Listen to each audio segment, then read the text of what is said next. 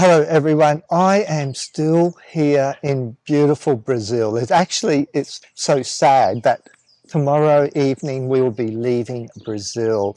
Carolyn and I have had an absolutely incredible time in Brazil, and I have here a wonderful, I think, Jan, I can now call you a dear friend. Yeah. Yan was the organizer, the brains, not just the organizer, the brains behind this incredible Conaroma event that we attended and had the opportunity to speak at. Yan, thank you so much for organizing such an incredible event. Thank you, my friend. Thank you. It's a pleasure to be here with you, Thank you. talking and sharing some good moments. Yeah. Yeah. People often don't realize what goes on behind the scenes. He's looking so relaxed now. By the way, he was not just the organizer of the event, he actually spoke at the event as well. So how many people attended the event, Jan? We had over 500 people. Over 500 people attend this event. Look, I came to Brazil very naive, not knowing much about the level the level of aromatherapy in Brazil. Yeah. I was not shocked, no, not shocked, I was so happy. I felt inspired to learn that aromatherapy is flourishing in Brazil. So many people are very passionate about aromatherapy. I felt so much energy. What is it about this connection that people in Brazil have with aromatherapy? Yeah, that's amazing because Brazilian people, when they like something, they are passionate for it, in everything. Soccer, carnival, some people, and of course aromatherapy as well. So we have this scenario in Brazil where aromatherapy, like you mentioned, it's really flourishing.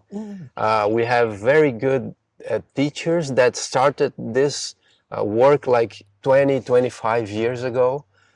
So they, so to say, planted the first seeds, and now it's really flourishing. And people were kind of wanting, they wanted a presential event because of the pandemics. There was this gap. People were really needing to have this contact and everything. So that's why you felt so much energy. I did felt as well. It was really a strong energy, and people were really happy to be there, to meet the teachers that some of them only know from internet, Right. Yeah. had the opportunity to hug, to take a picture. But you mentioned it also, the level of the speakers and the lectures. Incredible. That's because in Brazil, as a country, in my opinion, we are this mix of people came from Italy, from Germany, from Portugal, from Spain, from Japan, from Africa. Brazil is this mix of different cultures. And also, in my opinion, in aromatherapy, we have influence from different schools or different approaches in aromatherapy, and then we take the best of each one, and then we kind of created our own approach. Yeah, and that's what I really noticed. Look, I've often seen this where aromatherapy is often put into little boxes, like, and depending to your speciality. Yeah. And then one box does not talk to the other box. So if you are a more spiritual, holistic healer, involved at an energy level, you're not going to have that much communication with the person who is purely interested in the pharmacological approach. We use the word integrative approach to the healing. I really saw this integrative approach to aromatherapy. So am I right to assume that, I believe that in Brazil, you guys are already practicing this more integrative medicine, integrative aromatherapy approach? Yeah, you're right. Your perception are right, because like I said to you, this important teachers that formed a lot of students, they also always try to have this balance, not so much holistic, not so much scientific, but take the best of both worlds and create this more integrative approach. Yes. So this is very, very common in Brazil. Myself as a teacher, I always try to bring that for my students. And I believe that's the best way to have the balance, because as an integrative approach, aromatherapy, you can decide which way makes more sense for you. Yes. But also you cannot just disconsider the other side, you know. Yeah, you need to understand exactly. that there is some connections, and if you can use best of both worlds, and then you can Very create much. your own approach. Yeah. You just made me think of something. Okay. And I know the answer to this. Mhm. Your inspiration, that connection that you made with aromatherapy, where did it come from? Because when you were saying that, I just thought of somebody. Okay. Yeah, and also you, in my case, you are one of my inspirations, because when I read your books, you have this structure to bring historic approach and botanic and chemistry and pharmacological and scientific research, and for me it makes a lot of sense to have all these points of view, and then I can take it and create my own point of view. So this is very important for me. So your own journey in aromatherapy, how did it begin? It began a little bit different than mostly of people, I guess, because my father, he's a doctor, and he was probably the first doctor in Brazil to use aromatherapy back in early 90s. So, I don't want to interrupt. I met Guillermo, and my God, look, Jan, you're an awesome guy, and I know you're going to, each one of us has our own path, but Jan's dad is like the most incredible guy. As a doctor, his heart is in the healing profession. It is incredible. He's an amazing man. Sorry. No problem. Yeah, he is. He really is. So I am lucky to have him as a doctor. And then he came from this congress with little bottles, glass bottles. Hey, Jan, this is aromatherapy. It's a smell that helps a lot of things in our to sleep, to headache, and first time I was like, what? You smell it and then you receive some benefits? That it doesn't make any sense. And then after a while, I start using and understanding. And then he already bought some books, and then I found some books. Especially Lavabri book, you know, that first one, which was the first one that I read. And then I start understanding what is aromatherapy, what is essential oil, how it works, how it is produced. And then that's how I got in touch first time. And then as people start asking us to give courses, small courses in the beginning, and then more complete courses. So it led me to study more, to go more deep into aromatherapy. And for me, it was really amazing, because as a biologist, it makes sense, you know. Biology, you study all life, you know. Animals, plants, and human body and everything. So in aromatherapy, I found this pathway where I could bring best of different areas. And in aromatherapy, we can have these different approaches, as we mentioned it already.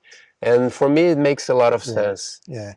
I really like the way that you curated, I like that word, curated the event, curated the speakers, because there was this beautiful balance between the science, the research, the pharmacology, very much hands-on work, what I call, the front the front face of aromatherapy, working hands on hands, people presenting their clinical studies and research that they had done in essential oils. You did an amazing job. So how many speakers were at the event?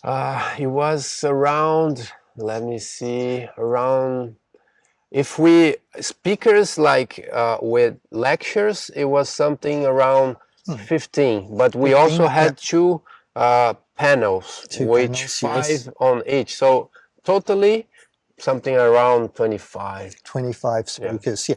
What were some of your favorite topics or really heartfelt presentations for you personally? Yeah, it's a tricky question, but as you mentioned it, we try to make this balance also about the program of the event. So first day we had some lectures more in this emotional level, you know, to touch the heart of people. So for example, on the very first day, we had this really a tragedy that happened in Brazil, the floods, where unfortunately a lot of people suffered. It was something like, I don't know, 6 months ago. Yes, And then recent. we had this amazing work that some people did to use aromatherapy to improve the quality of life of Yes. people who are affected in this catastrophe. So that was very emotional to see how the oils can help in any kind of situation. This was the first day. So our intention on first day was to touch people, you know, and so people think like, oh, I am at the right place. I am happy that I'm here. That was our goal on first day. Second day, it was a little bit different. It was a more technical day, clinical aromatherapy. So we had different lectures with how to use essential oils on childs, essential oils with estrogenic effect, estrogen-like effects. So more technical. And then this was a day with where people could see the level of research that we have so far. Researchers, doctors talking. So it was a more technical day. It was very nice. And the day ended up with your lecture, which was the best way, you know. And you and Yuri made a very good partnership on the stage. Yuri is Jan's brother and was very much played a big role in helping Jan in this conference. The connection we made with Yuri is, as you know, some of you might know, during the pandemic, I made that beautiful connection between aromatherapy and Stoicism. And I had never met somebody who was a philosopher. Yuri is a philosopher. And what is his favorite field of philosophy? Stoicism. And he loved the Roman philosophers. So we just clicked. But of course, he did an amazing job with the translation, because that is always the biggest challenge when you are presenting in a country, in a country which is not your language, and you really, the strength of your presentation can only be good as the strength of the translator. And I don't think of Yuri as a translator. I thought of him as a extension, a projection of me for that time. And he really understood that. He was amazing. That was Thank beautiful. you for sharing your brother with me. That was amazing. So this second day we ended up with the aroma tree lecture, which people really loved. And I always think that these approaches that helped us to organize, because aromatherapy, it's so there's a big range of possibilities. So when we bring this techniques, this structure that helps us to organize the ideas, it's very, very helpful. So that was the second day. And on the third day, we had the opportunity to have the more hands-on, you know. We had the officines, the workshops. We had Carol lecture, which was amazing. Actually, people could not sit because the room was full of people, so we had to bring chairs, you know, hey, more chairs, because people really full, it was all lecture room full. Can I tell you the funny story? Yeah. We were sitting in the room. It's always nice to go into the room before the event just to get the feel and the energy of the room. And there was 4 people sitting there. Carolyn is actually behind the camera filming this, and she's laughing. She has no idea what I'm about to say.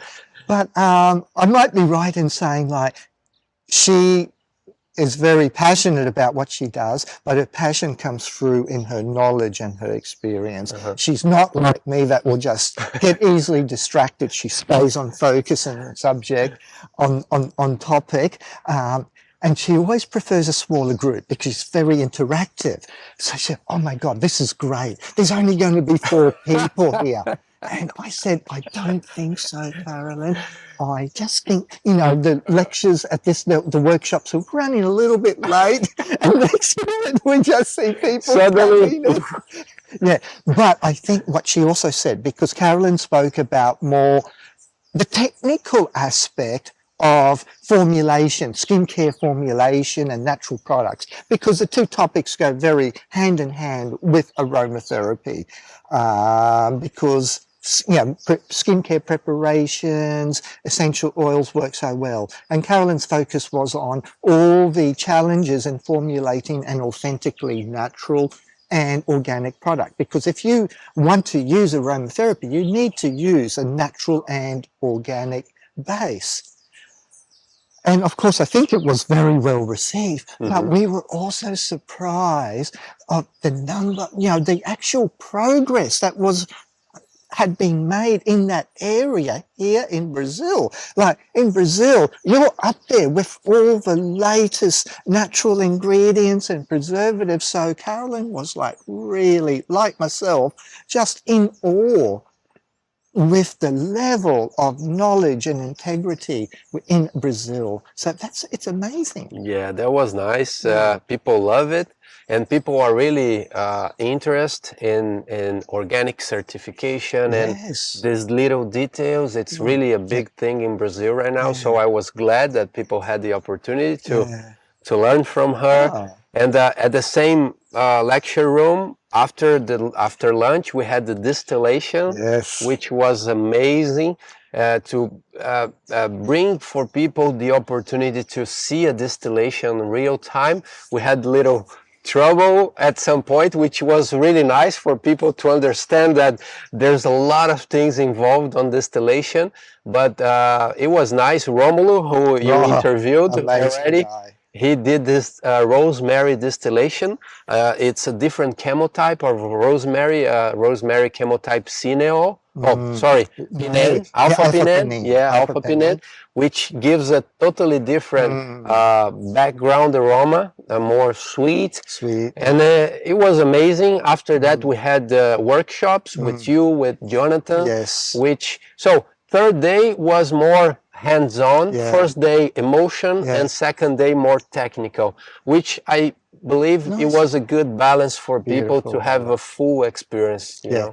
Talking about that, of course, there's always the little trade stands and the shows, you know, at any conference, and there were so many essential oils that Carolyn and I discovered that we had no idea about. So many carrier oils. We met some lovely people, an NGO group that work with the people in the Amazon to produce copaíba oil and some other really interesting oils. It just opened my eyes to all these really new products. Could you share with everyone some of these beautiful Brazilian oils, you know, the base oils, the carrier oils, as well as the essential oils, because they were amazing.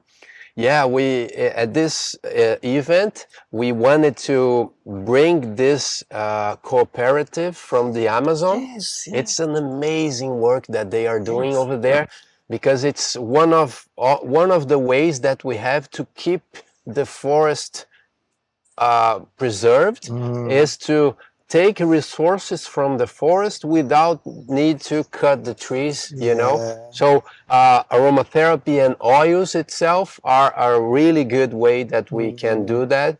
So I wanted to bring this project to the event to people know more about the beautiful work that they are doing. So it was amazing. The lecture of these guys from the Amazon was on the third day also, and people start crying, you know. It was amazing because it's a really beautiful story.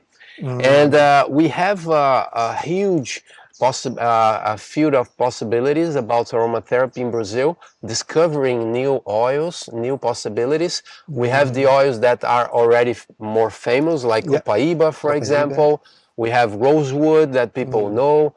We have Breu Branco, which we call Brazilian frankincense, which is already an oil that people can find outside Brazil. But we have a lot of other oils that people don't know yet. And it's nice because we discover this aromatic plant, and then we start producing the oil, and then we send it to the lab to have a chromatography. And then after that we have research, and with research people will know, oh, this oil is good for this or good for that. And then we start the cycle, because it's a long journey until you have the oil available. And when I start in aromatherapy back in 2010, 2011, people in Brazil, they didn't give any value to Brazilian oils. They just want lavender and rosemary and tea tree.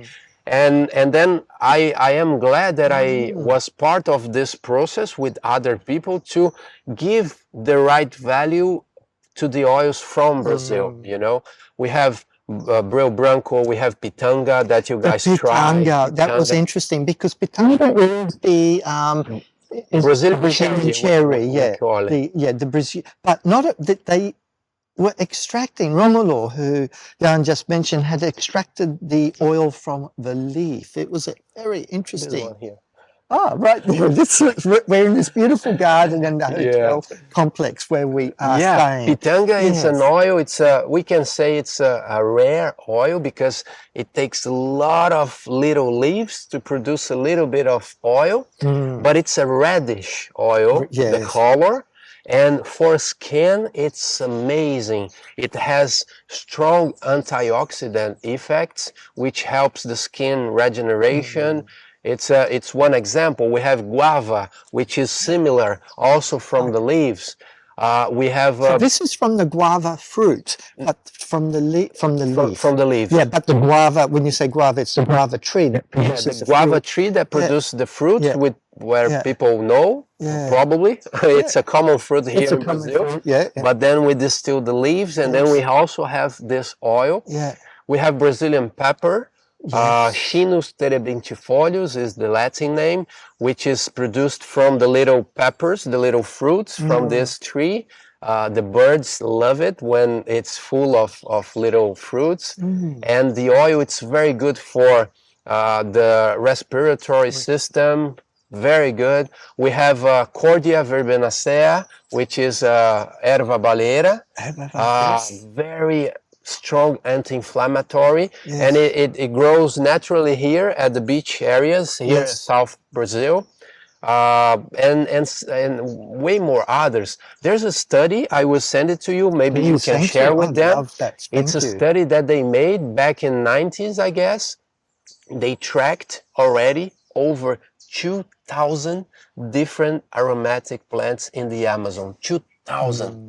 And not even 5 are commercially explored. Okay. So we have a huge world of possibilities on that. So I need to ask this question because the presentation was all in Portuguese. So Carolyn and I had downloaded an app that was allowing us to translate the speakers, but we couldn't understand it, and I couldn't attend the presentation on the Amazonian oils. But I had the opportunity to speak to the man's Vanderlei who spoke, and he was so beautiful. He shared with me he spent all this time explaining what he had probably spoken about. And I remember him saying, my father used to work for the company who extracted the rosewood oil, and my father cut down the trees. And then by the end of his life, he goes, why am I doing this? Why am I cutting down these trees? And so he said, I do not want to repeat the mistake. I do not want to have that same sad feeling my father has. So he said, I want to make sure that everything I harvest, we do not destroy the jungle. So how is that done? Like, how can something become commercially viable? Oh, by this stage, by the way, I was like, I felt that sadness and emotion, you know, that I can see he wants to keep the forest. How do we make the Brazilian essential oil industry successful, but without destroying the nature? That's a very good question. It's not something so easy, but if, for example, big companies buy oils from this, so to say, registered cooperatives, it means that they are taking care of it, because when the final customer buys a bottle, they don't know exactly where it came from, if it was a sustainable process and everything. So this is important for the companies to buy from the right source, especially Vanderlei, the guy that you talked with. The two major oils that they are producing right now, we can say that they are sustainable. One, it's Copaíba. So Copaíba, it's an oil that you drill, you make this hole at the tree, and then you take the oil, you close it, and then it takes couple years, and then you go back again, you take the oil again, so you don't need to cut out the tree, cut off. And the other oil that they are producing in a larger amount, it's Breu Branco, which is distilled from the resin.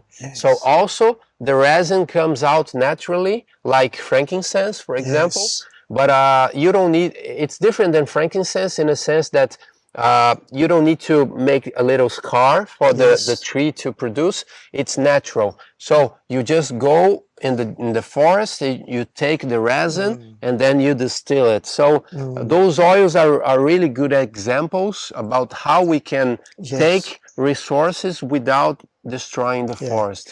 Something interesting that you've pointed out, it's just clicked, my aha moment.